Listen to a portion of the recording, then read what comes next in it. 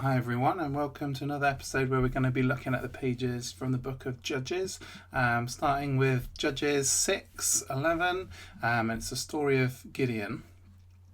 Now, it starts here, and at the top of the page you can see three panels that are basically the same. The reason is that the situation is that Gideon is in the wine press, which is submerged into the ground, and he is threshing some wheat. The point of him being in there is because it's in the low in the ground, he's hidden. So this little sequence of three panels is to just show that kind of like how it is that he's hidden, and then the text gives us the fact that he's in the wine press in a second. But the first bit of text says, the angel of the Lord came and sat under the oak which was at Ophrah, that belonged to Joash the Abiezrite. That's Joash, which is Gideon's father. And so in the little panels at the top, I was just talking about,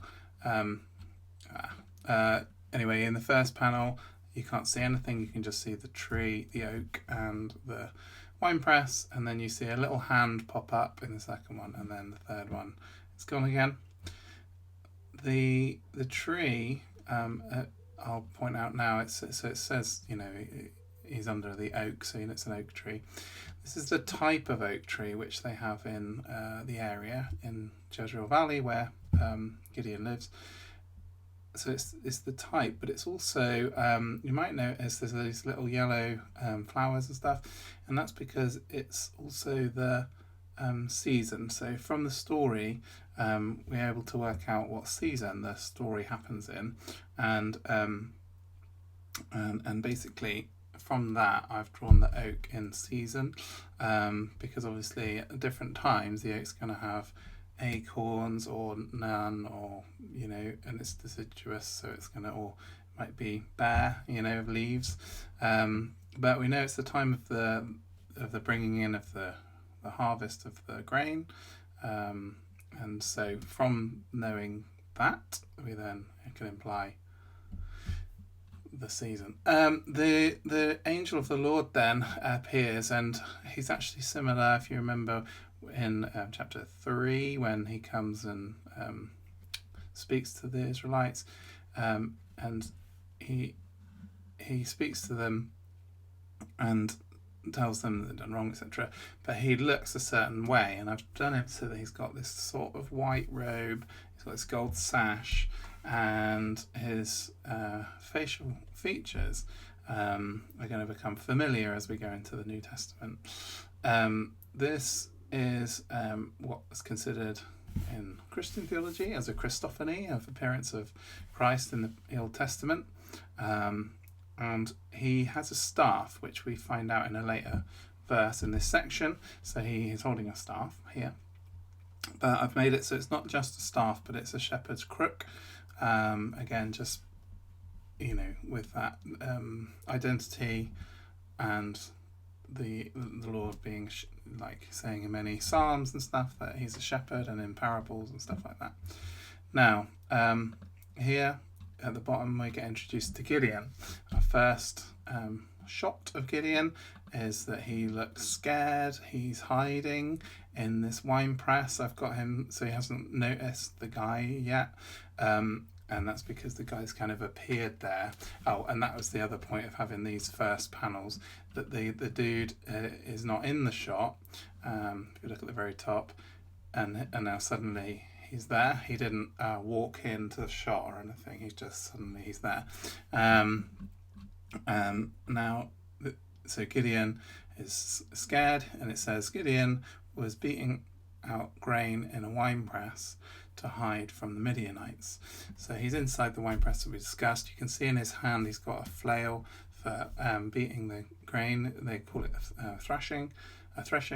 And I've heard a couple of preachers and also commentaries, read a lot of commentaries obviously doing this, where people get confused, the preachers and stuff. They say, oh, he's doing it in this wine press because he's scared. That's right. But they say, oh, it's a terrible idea because when you're threshing grain, you're supposed to throw it up in the air, and the wind catches and the chaff goes away, and blah blah blah. And that's sort of true, but they get it confused because they say threshing, but what they're talking about is winnowing. So you winnow the grain, you throw it up, and all the chaff comes off. But threshing is a different part, and that's just when you beat it so that the grain and the chaff separate, and then you go and winnow it. But it doesn't say that he's winnowing the grain; he's only threshing it. So you can see the wine press there, and this obviously is drawn from a real one. Let's get a picture. So this is one of the ones that I used as the sort of model for it. The one that I've drawn is obviously sort of round, but you can see that there's two heights, and that when you're doing, because it's the wine press, so when you're making wine, you put the grapes in the top section, and then you stand on them, and it's kind of, you can see it's sort of rough, and they squish, and all the juice comes out, and then the juice, and it's on a slight incline, and the juice goes to the one end, and then it pools in the big pool at the on the right hand side. Gideon, however, is not using it for that. He's threshing there, so I've got him so that he's got the wheat up on the high bit and he's standing down in the low pool bit, which you can't see from this image, but you can see from some of the others. Then we go to the next bit. Okay. And the angel of the Lord speaks to Gideon. And he says, "God is with you, mighty man of valor." And I've got Gideon looking surprised because, as I said, I've got the angel of the Lord just appearing there, basically. And then the next panel, Gideon kind of composes himself and speaks. He doesn't realise it's an angel or anything like that. He just thinks it's a dude. And he's like, he says, "Oh, my Lord, if God is with us, then why has all this happened?" And he says, like, why is it that God hasn't delivered us out of the hand of Midian and all this? It's all stuff that it's interesting that Gideon is thinking about God, at least, and sort of asking, why has God allowed this to happen, and all that sort of thing. The other thing you might notice about Gideon's appearance is that he's very thin, because as we talked about last time, the Midianites are coming along stealing all the food, and so when the angel of the Lord says, "Go in your might and save Israel from the hand of the Midianites, haven't I sent you?" And he says, "I'm weak and I'm from a poor family and we're nothing," and blah blah blah. There's an element to which it is a difficult job. They've been starving them for years, every harvest for years, but they've come and taken all the food, pretty much. So the people are really a long period of starvation.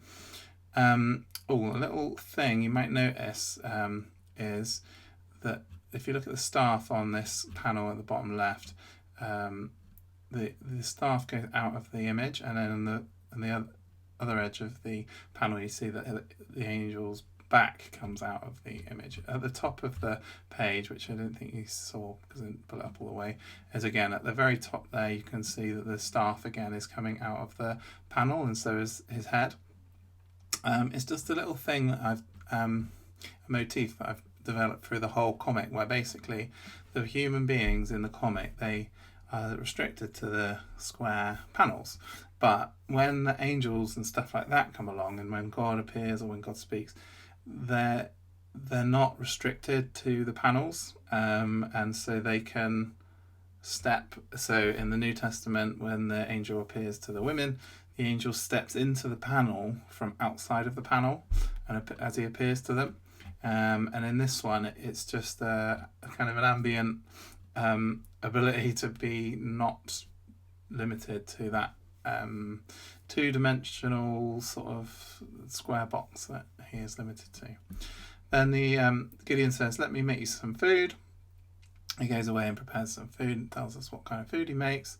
And here we see Gideon's cloak, Gideon's from the tribe of Manasseh, and in the Bible comic, Manasseh's colours are black and yellow. And I gave each clan a colour, but I tried to make it so that it fitted with the precious stone that represents their clan and things like that. You'll notice he has a pendant as well. He basically has a pendant thing that holds the cloak together, called a fibula, but his is in the shape of an arrowhead, because an arrow is the motif of the of the Manasseh clan, just like any heraldry or things like that you might be familiar with from TV shows and stuff. Their heraldry is arrows, and it comes from Genesis. Now, the angel says, so we're going to cover, just have a look what we can see. We can cover this page on the left, and then that's the conclusion. He says, so Gideon brings the food to the angel, but the angel says, take the meat and the unleavened cakes, lay them on this rock and pour out the broth. So from the text here, we know that there's a rock. So that's why he's sitting on a rock at the beginning. I put it in there. Then Gideon pours it out on the rock as he's told.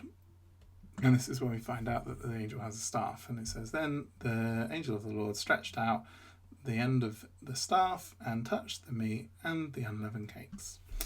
And fire went up out of the rock and consumed the meat and the unleavened cakes. So you can see here that the panel on the left is where the angel is doing his thing that it's describing, but it's revealing his divine nature or whatever. He's becoming a glowing, shape rather than a man. And then the bread and everything's consumed, and it just says the angel departed out of his sight. Now, in Samson, the angel ascends up with the flame, so it's possible that he did that, but it doesn't actually tell us how he leaves. So in the image, you can see this is what the joy of having comics rather than like film is, that you don't have to show how he disappeared, because he's in one panel, he's not in the next, so he just disappeared.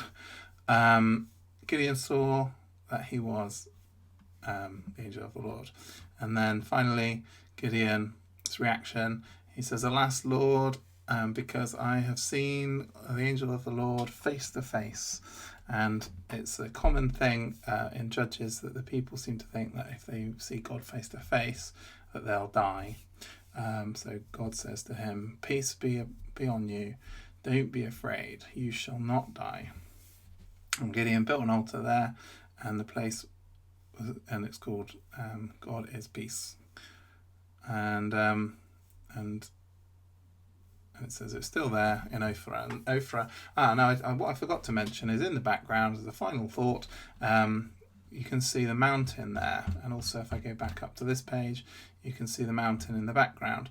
And that's because in Ophrah, of course, a real place, that you can see this mountain. It's called Mount Moriah.